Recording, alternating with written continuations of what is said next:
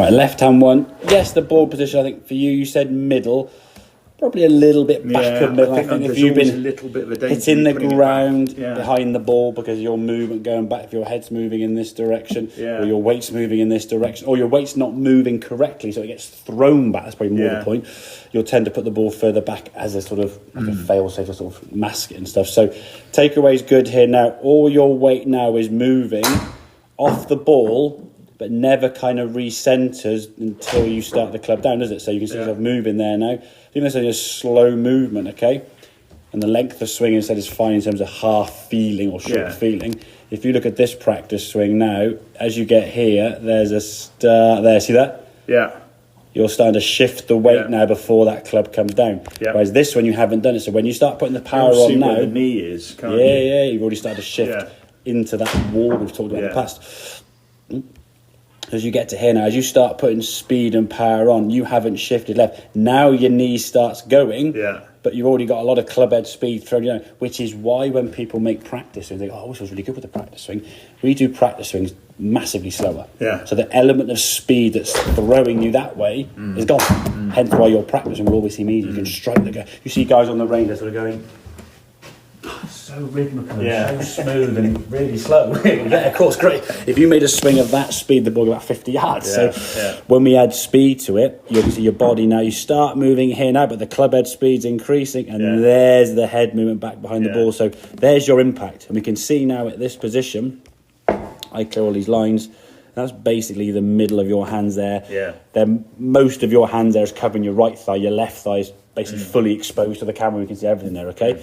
Compare that to this one here now. There would be kind of your impact, up against that wall. It's a very different impact. And this is obviously a practice swing, so we encourage that, okay? Yeah. And then here, so that same movement. As you get there, you're already moving.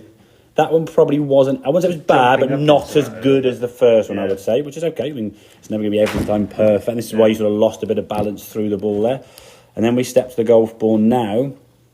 Okay, so do we start moving left? The knee's starting to go a little bit quicker. Now as we get back to the golf ball. So that could come earlier then? Smidgen, but there's your impact. Very different position, yeah. I mean, if we look at where that ball's been struck, they're exactly the same. I would say we could draw a line now from your left shoulder. Yeah. It's great. Really good, yeah? Lead arm, club and shaft all nicely in line. You're getting a nice amount of shaft lean there. Yeah. So the club face now is going to maintain more... that one's down to if that club face there, you would agree is square to kind of a target nicely. If I got the shaft forward there, the club stays square. If I lean it back here now, the club's now going to start going left. So if you start getting the hooky ones, the thin or the fat shots, your club face is basically winning the race. I mean, if we put a line there...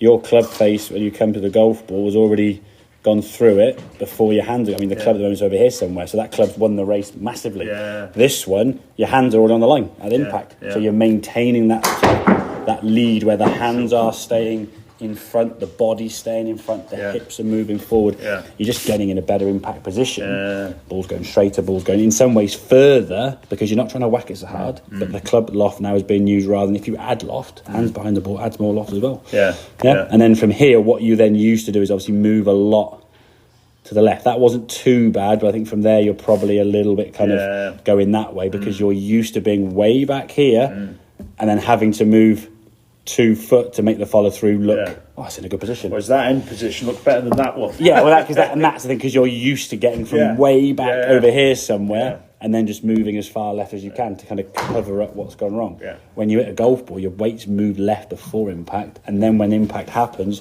we extend up through the shot rather than trying to then chase after it. That's where the timing goes. And I think when you shorten swings or change length of swings, it might adjust obviously the timing.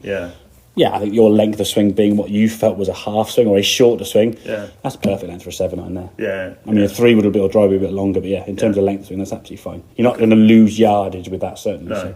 Okay, makes sense. Good, have a couple more then, see if we can get with that a bit more practice.